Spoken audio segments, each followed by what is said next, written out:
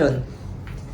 Good day mga ka-Inspire and welcome to Inspire Talk. I'm your host, Maki Amba. So our guest for today is one of the representative of Admin Department, si Ma'am Angela. Let us welcome Ma'am Angela.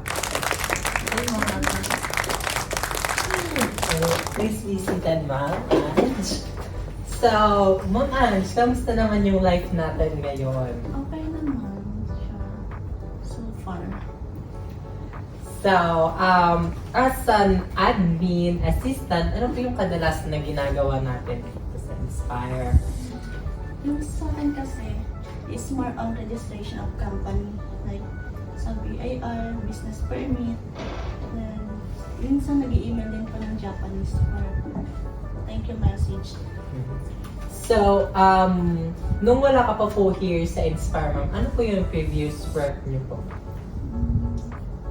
Admin din. Same lang din sa work ko ngayon. So, may binago ba may pinagkaiba ba sa work mo dati as admin assistant sa nandito ka naman sa Inspire or wala naman? Wala naman kasi dati ginagawa ko ganito rin. Registration din. Lalabas din. Marami registration. So, hindi ka naman napapagod na pasok sa office? Nakapagod pag pabalik-balik. Kaya naman. Kasi work naman, diba? So, yun nga po yung kadalasan na ginagawa mo. So, ano yung inspirasyon mo sa pagpasok here sa Inspire? Siyempre, bills. Bills. Bills. Akala ko, mails. Wala. Bawal yan ba? Bawal. Pero, syempre, sino yung kinakasama mo ngayon sa bahay? Family or ano? Partner. Ay! Bongga ka! So, syempre, yun ang isa din sa inspirasyon mo sa pagpasok, di ba? Bongga. So, yun nga, nasabi mo na yung kadalasan na ginagawa mo, Ma'am. So, comfortable ka naman sa department mo? Oo naman, kasi mababait yung kasama nito sa Inspire. Yes. So, as an employee ni Inspire, ano may masasabi mo sa ating company? Thankful kasi tinanggap nila ako dito sa company kasi mahirap yung work na ganito pero Nakakaya ka ba? nakakaya naman. Pero nagtiwala sila sa akin na kaya ko. Naiiyak ka na. So, we have here icebreaker, Ma'am. So, mga lang to, madali lang to. So, this is a fast talk. So, are you ready?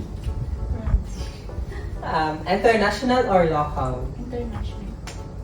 Lights off or lights on? Let's go. Tall or short? Tall.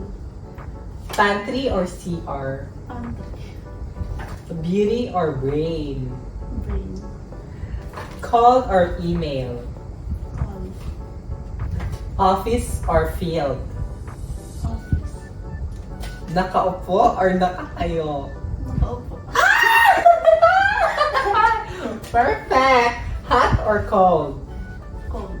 Coffee or tea? Coffee. Sandals or sneakers? Sandals. Lunch at the pantry or lunch out? Lunch out. Morning meetings or afternoon wrap-ups? Morning meetings. Giving feedback or receiving feedback? Receiving feedback. Whiteboard or sticky notes? Sticky notes. Monday motivation or Friday feels? Monday motivation. So work from home or office vibes? Work from home. So that's all, Ma'am. So thank you po. Thank you, Ma'am. So that's all for today, mga ka-Inspire. I'm your host and our guest. Angela Rosero, Admin Assistant at Inspire. Yes. So please like, share, and follow our social media, YouTube, Instagram, TikTok, and Facebook. Inspire Next Global Inc. and Inspire Holdings Incorporated. Thank you and God bless.